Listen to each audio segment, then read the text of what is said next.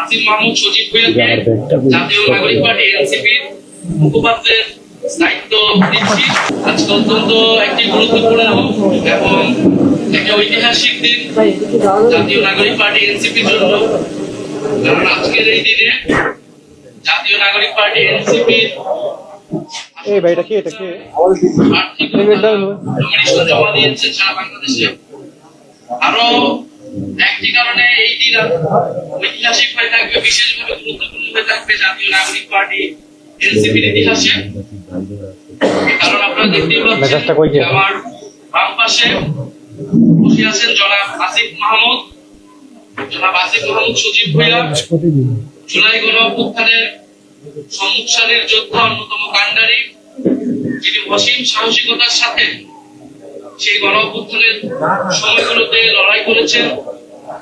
মার্চটি ঢাকা আসার কর্মসূচি যার থেকে ঘোষণা হয়েছিল এবং এই গণঅভ্যুত্থান পূর্ববর্তী সময়েও বিশ্ববিদ্যালয় জীবনে তিনি ফ্যাসিবাদের বিরুদ্ধে ছাত্রদের পক্ষে সবসময় লড়াই করেছিলেন।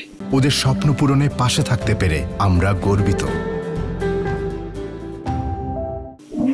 গণঅভ্যুত্থান পরবর্তী সময়ে অন্তর্বর্তীকালীন সরকারের অত্যন্ত গুরুত্বপূর্ণ মন্ত্রণালয়ে তিনি অত্যন্ত দক্ষতার সাথে এবং সফলতার সাথে পালন করেছেন। গণঅভ্যুত্থানের আকাঙ্ক্ষা বাস্তবায়নে সরকারের পক্ষ থেকে চেষ্টা পদত্যাগ করেছেন সরকার থেকে। আজকে আনুষ্ঠানিকভাবে জনাব আসিফ মাহমুদ সজীব ভুঁইয়া জাতীয় নাগরিক পার্টি এনসিপিতে যোগদান করলেন। আমরা তাকে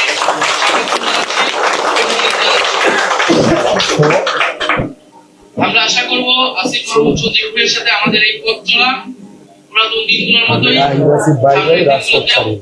আমাদের যে লক্ষ্য, আমাদের যে উদ্দেশ্য, সেটা বাস্তবায়নে সহায়ক হবে এবং আসিফ মাহমুদ সজীব ভুঁইয়া তার যে রাজনৈতিক দক্ষতা এর আগেও দেখিয়েছেন, সেটা তিনি করে রেখে বাংলাদেশের মানুষকে একটি সুন্দর সমৃদ্ধ পরিবেশ উপহার দিতে পারবেন।